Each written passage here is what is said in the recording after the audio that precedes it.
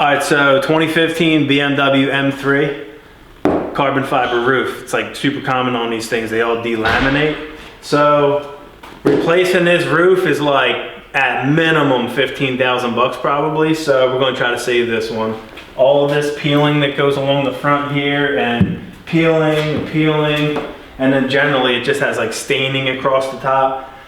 I'm going to show you guys the process I use, basically sanding this all down, getting rid of this whole top layer, and then trying to save the carbon. We may have to tint the look of the carbon to hide some stuff, and then also going to replace the windshield because this has to come out for paint and it's not reusable. And then we're going to replace all the seals around it and the cowl panel too, because it's kind of brittle and crappy from just like being a little bit old. So I'll show you guys the first step I'm going to do is start sanding this with 400 grit sandpaper, wet sanding with a jitterbug, the Festool jitterbug. So let's get to it.